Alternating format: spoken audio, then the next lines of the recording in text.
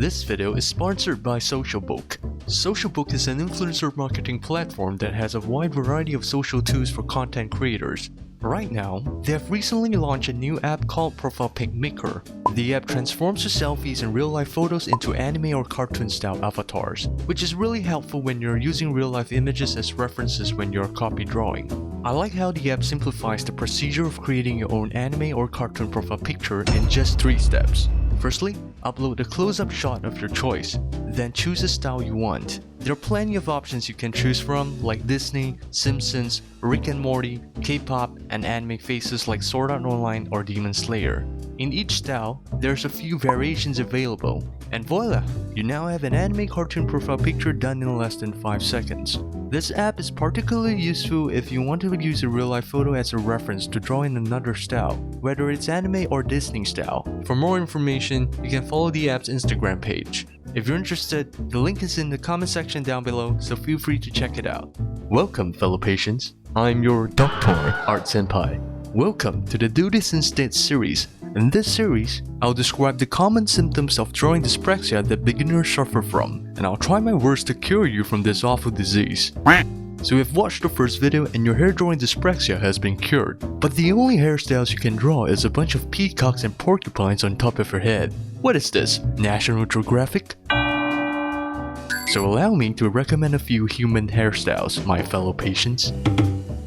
Split bangs is a type of hairstyle where the hair bangs part equally and your mammoth-sized forehead is visible. This hairstyle is usually drawn when you try to avoid drawing bangs because you know you suck at it.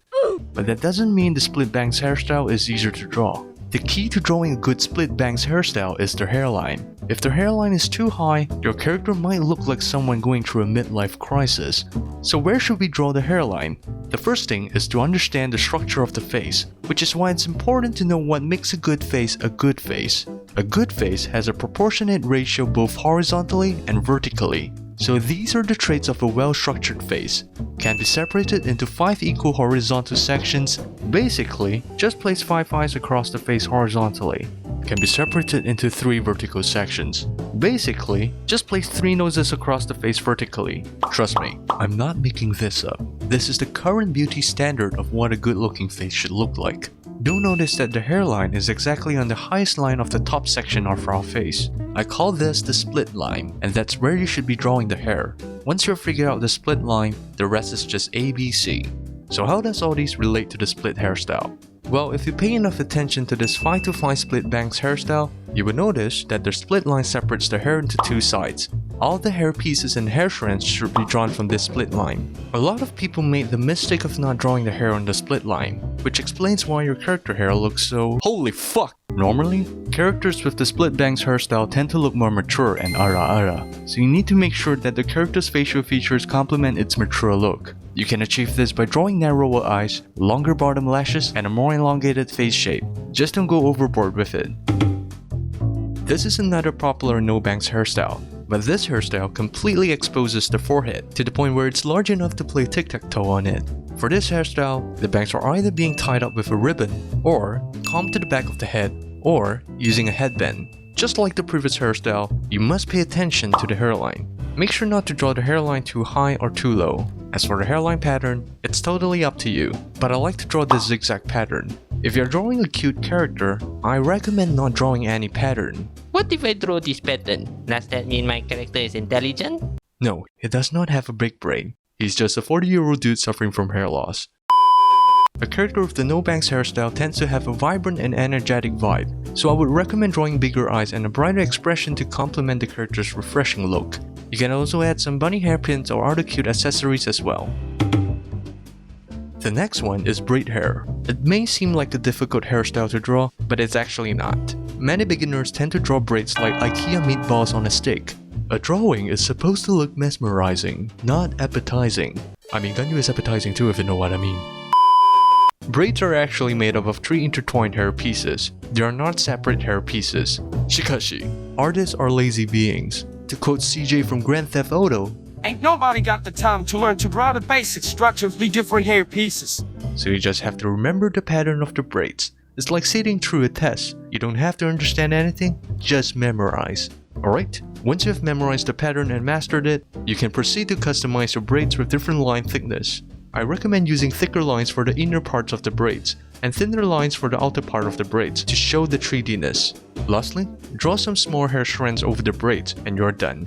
Another point that you kohais should keep in mind is the shorter the braids, the cuter the character. In contrast, girls with longer braids will look more mature. You can also play around with the position of the braids. It doesn't necessarily have to be drawn this way.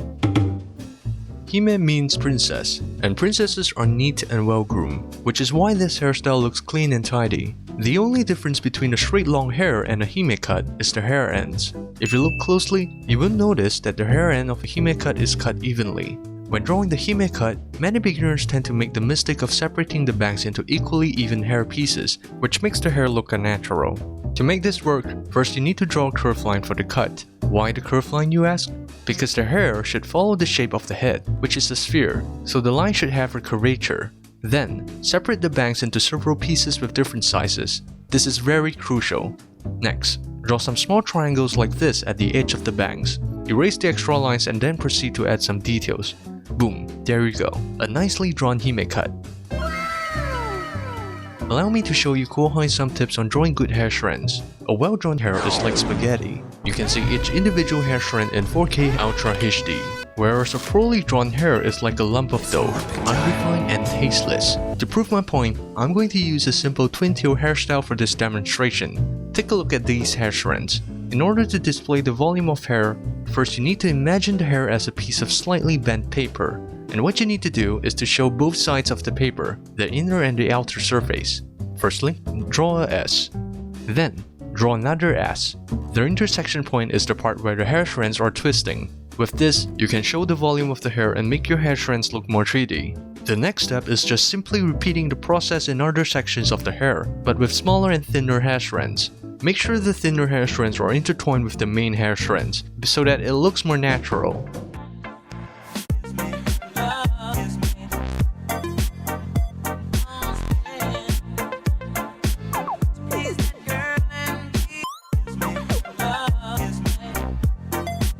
Ta-da! A beautiful Tosaka rin is now complete.